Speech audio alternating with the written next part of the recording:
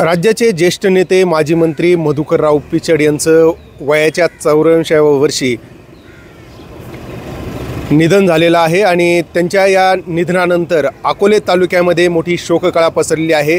तब्बल 4 दशकं मधुकर पिचड जे आहेत त्यांनी या अकोले तालुक्याचं नेतृत्व केलं आणि या अकोले तालुक्याच्या विकासामध्ये त्यांचा मोठा सिंहाचा वाटा राहिलेला आहे।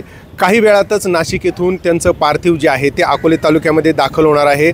आपण आता देवठाण या गावामध्ये आहोत आणि काही वेळातच देवठाण या ठिकाणी त्यांचं पार्थिव येईल।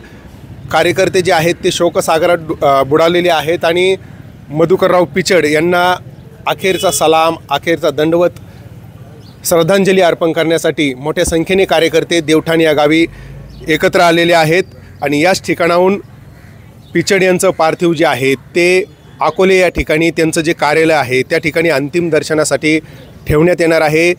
जिल्हाभरातून आणि राज्यभरातून अनेक महत्त्वाचे नेते जे आहेत, कार्यकर्ते आहेत, पिचड यांना मानणारा मोठा वर्ग राज्यभरामध्ये आहे, हे सगळे त्या ठिकाणी येऊन अंतिम दर्शन घेतील। पिचड यांचं कार्य जर बघितलं तर आदिवासी बांधवांसाठी मोठा संघर्ष त्यांनी आपल्या 40 वर्षाच्या या हयातीमध्ये केला आणि आज त्यांच्या या जाण्याने शोकसागरामध्ये सगळे त्यांचे कार्यकर्ते आहेत। काही पिचड साहेबांचे समर्थक आपल्यासोबत आहेत। काय सांगाल, काय नेमक्या भावना आहेत? आज साहेब तुमचे सोडून गेलेले आहेत, काय कार्यकर्ते, काय त्यांचा प्रवास देखील काय सांगा? आदरणीय पिचड साहेबांना जाणं म्हणजे अतिशय अख्ख्या महाराष्ट्रावर, देशावर म्हणलं तरी काही बावं ठरणारी शोककळा पसरली आहे।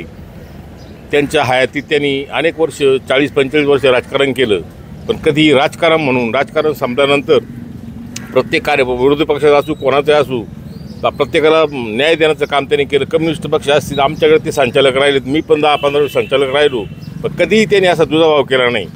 फार राजाने त्यांच्या आईल फेकलं काळं तरीसुद्धा राजे त्यांच्या आज बरोबर आहेत। शिवाजीराजे धुमाळ अतिशय उत्तुंग अशी त्यांची हे होती, बुद्धीची ज्याला झेप म्हणतो, अतिशय उत्तुंग, असं बारीक कधी बुजगावण्यासारखं वागलेलं नाही। काय सांगाल त्यांच्या जाण्याने? काय किती मोठं दुःख सगळ्या कार्यकर्त्यांना?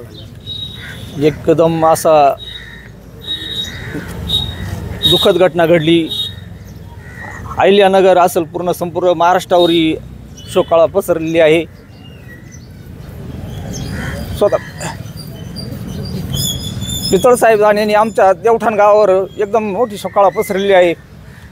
ह्या अकोले तालुक्यात प्रत्येक पाण्याच्या थेंबामध्ये पिचड साहेबांचं नाव कोरलं जाईल अशी हे व्यक्तिमत्व होतं आणि हे व्यक्तिमत्वाला आमचा अहिल्यानगर असेल आमचा अकोला तालुका हरपलेला आहे। निश्चित बघितलं तर या कार्यकर्त्यांच्या ज्या भावना आहेत त्या अनावर झालेल्या आहेत, कारण ज्या नेत्याला आदर्श मानून आत्तापर्यंत इथले हे सगळे समर्थक त्यांची वाटचाल करतायत, आज त्यांचा तो आधारस्तंभ हरवलेला आहे। आणि खऱ्या अर्थाने जसं कार्यकर्ते उल्लेख करतायत की पाण्याचा प्रश्न असेल, विशेषतः जेव्हा निळवंडे धरणाचं काम जे आहे त्या धरणाच्या कामासाठी सिंहाचा वाटा, मोठं योगदान जे आहे ते मधुकरराव पिचड यांचं राहिलेलं आहे आणि त्याच्यामुळेच जो उत्तरनगर जिल्ह्यातील दुष्काळी पट्टा ज्याला 182 गावांचा जो संघर्ष राहिलेला आहे, कुठेतरी आज त्या संघर्षाला देखील यश आलेलं आहे आणि नुकतंच भंडारदरा धरण जे आहे त्याचं नामकरण देखील वीर राघोजी भांगरे जलाशय असं करण्यात आलं आणि मधुकरराव पिचड यांचं शेवटचं भाषण त्या ठिकाणी झालं होतं आणि अशा अनेक आठवणी ज्या आहेत त्या कार्यकर्त्यांसोबत आहेत। काही वेळातच त्यांचं पार्थिव जे आहे ते या ठिकाणी दाखल होईल, त्यानंतर अकोले येथे अंत्यदर्शनासाठी ठेवण्यात येईल आणि राजूर या त्यांच्या मूळ गावी दुपारी साधारण 4-4:30 वाजता त्यांचा अंत्यविधी होणार आहे। मात्र मधुकरराव पिचड यांच्या जाण्याने महाराष्ट्रासह अहिल्यानगर जिल्ह्यात देखील मोठी हळहळ व्यक्त केली जाते आणि मधुकरराव पिचड यांना अखेरचा दंडवत करण्यासाठी, अखेरचा सलाम करण्यासाठी मोठ्या संख्येने कार्यकर्ते जे आहेत ते आता अकोले नगरीमध्ये जमत आहेत। सचिन बनसोडे, साम टीव्ही न्यूज, अहिल्यानगर।